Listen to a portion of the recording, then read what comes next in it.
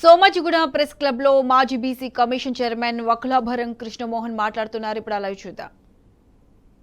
అంటే బీసీల మీద మీకున్నటువంటి మర్యాద ఎంత, బీసీ రిజర్వేషన్ల పట్ల మీకున్నటువంటి గొప్పతనం ఎంత అని చెప్పడానికి మాత్రమే మేము ఈ యొక్క విషయాలను ఉటంకిస్తున్నాం.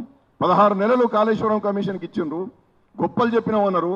కమిషన్ చైర్మన్ గారు గౌరవనీయులైనటువంటి ఘోషి గారు వస్తుంటే పోతుంటే అనునిత్యం పత్రికల్లో ప్రధాన శీర్షికల్లో అనేక లీకులు ఇచ్చారు మీ ప్రభుత్వం. మరి వాళ్ళ మా వెంకటేశ్వరరావు గారు, భూసాని వెంకటేశ్వరరావు గారు స్థానిక సంస్థల్లో రిజర్వేషన్లు స్థిరీకరించడానికి, వారు అధ్యయనం చేయడానికి మీరు ఎంతకాలం సహకరించారు, మీరు ఎన్ని నిధులు ఇచ్చారు, వెంకటేశ్వరరావు గారు అన్ని జిల్లాలు తిరగడానికి ఎట్లా సహకరించారు, వారు పబ్లిక్ హియరింగ్ చేయడానికి నోటిఫికేషన్లు ఇవ్వడానికి ఏం సహకరించారు, ఆ అధ్యయనం ఏమైంది, మరి కమిషన్ నివేదిక చీఫ్ సెక్రటరీ గారికి ఇచ్చారని తెలుస్తున్నది. ఆ నివేదికలు ఎక్కడున్నాయి? సర్వే నివేదిక ఎక్కడున్నది? సుదర్శన్ రెడ్డి గారి నివేదిక ఎక్కడున్నది? మరి అన్ని కరెక్టే చేస్తే మరి మీరు ఎందుకు బయట పెడతలేరు? అసెంబ్లీలో ఎందుకు చర్చించలేదు? వాటిని ఎందుకు గోప్యంగా పెట్టాల్సినటువంటి అవసరం ఉన్నది? మరి కాళేశ్వరం కమిషన్ నివేదికేమో వారు ఇట్లా ఇచ్చిందో లేదో రాత్రే మొత్తం బయటకు వచ్చేసింది. కర్త కర్మ క్రియ ఎవరు అని చెప్పి మీరే చెప్తున్నారు. అవి ఎట్లా తెలుస్తున్నాయి? అంత ప్రతిష్టాత్మకంగా మీరు చేసినటువంటి కాళేశ్వరం కమిషన్ యొక్క నివేదికనేమో రాత్రికి రాత్రి బయటకు వస్తుంది, మీడియాకు పనిచేస్తారు. 650 పేజీలను 45 పేజీలు చేసి మీకు ఏం కావాలో అదే బయటికి విడుదల చేస్తారు. అది దాంట్లో ఏమున్నదో ఎవరు చదవకముందే ప్రధాన శీర్షికలుగా అనేక పత్రికల్లో అనేకమైనటువంటి వ్యాఖ్యానాలతో వివరాలు వస్తాయి. మరి భూసాని వెంకటేశ్వరరావు కమిషన్ గురించి ఎందుకు చెప్పరు? సుదర్శన్ రెడ్డి కమిషన్లో ఏమున్నది ఎందుకు చెప్పరు? సర్వే నివేదికలో అన్ని కులాల వారిగా నివేదిక ఎందుకు ఇవ్వరు? దాన్ని బయటపెట్టే ప్రయత్నం ఎందుకు చేయరు? ఏ కులం వాళ్ళు ఎట్లున్నారు, ఎట్లా బతుకుతున్నారు, ఇంతమందికి వార్డు మెంబర్లు కాని వాళ్ళు ఎవరు ఉన్నారు, విద్యారంగానికి దూరంగా ఉన్న వాళ్ళు ఏంది, అసలు చదువు రాని వాళ్ళు ఎంతమంది ఉన్నారు, ఉద్యోగాలు రాని వాళ్ళు ఎంతమంది ఉన్నారు, రాజకీయంగా అవకాశాలు రానటువంటి వాళ్ళు ఎంతమంది ఉన్నారు అని చెప్పి బయటపెట్టడానికి రాష్ట్ర ప్రభుత్వానికి ఎందుకు చంకు?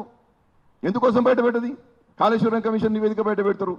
ఆర్థిక లావాదేవీల గురించి, అవినీతి గురించి నేను మాట్లాడా, మాకు సంబంధం లేదు. కాకపోతే నేననేది ఏంటంటే, మరి బీసీల పట్ల ఇంత తక్కువ చూపేందుకు మీకు అవసరం పడ్డ కాళేశ్వరం కమిషన్ ఏమో వెంటనే బయట పెడతారు. అంటే బీసీలారా, మేధావులారా, విఘ్నులారా, ప్రభుత్వానికి వంతపాడేటటువంటి నాయకులారా, దయతో అర్థం చేసుకోండి. మనల్ని మోసం చేసే ప్రయత్నం జరుగుతున్నది, నిట్ట నిలువున ముంచే ప్రయత్నం జరుగుతున్నది. ఒక్క రిట్ ఆఫ్ మ్యాండమస్ వేసేస్తే వెంటనే గౌరవనీయ సుప్రీంకోర్టు రిపోర్ట్స్ను బయట నేను చెప్తుంది. ఎందుకంటే దానికి రాజ్యాంగ ధర్మాసనం ఇప్పటికే చెప్పబడి ఉన్నది. కాబట్టి అది చేయరు, ధర్నా చేస్తారు. చట్టబద్ధమైనటువంటి స్వతంత్రమైనటువంటి కమిషన్ వేయరు.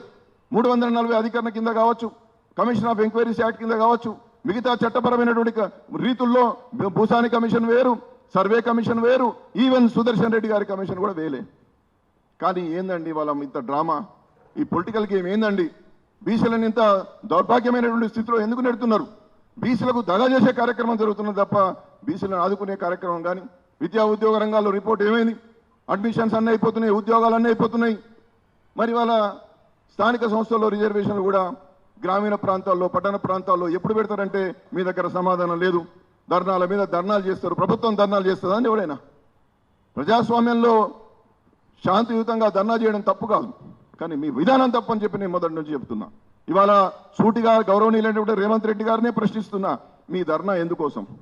మీ ఏఐసిసి నాయకులైనటువంటి శ్రీ రాహుల్ గాంధీ గారు, శ్రీ ప్రియాంక గాంధీ గారు, శ్రీమతి సోనియా గాంధీ గారు, శ్రీ మల్లికార్జున ఖర్గే గారి యొక్క ప్రాపకం కోసమా, బీసీల కోసమా?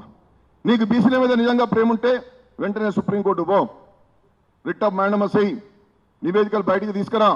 అవి తప్పైతే మొత్తం బయట పక్క పెట్టు, ఒప్పు అయితే బయట పెట్టు, చర్చ చేయి, స్పెషల్ అసెంబ్లీ పెట్టు, అసెంబ్లీలో చర్చించవు, కౌన్సిల్లో చర్చించవు. నివేదికలు ఎక్కడ ఉన్నాయో తెలియదు, వాటి ఆధారంగా నివేదికలు తయారు చేసిన అంటావు, రాష్ట్రపతి గారికి పంపించిన అంటావు, రాష్ట్రపతి గారికి పంపించిన తర్వాత గాలికి వదిలేసి ఒక అఖిలపక్షం తీసుకుపోవు, ఒక అఖిలపక్ష సమావేశం పెట్టవు, ఒక విఘ్నులతో మీటింగ్ పెట్టవు.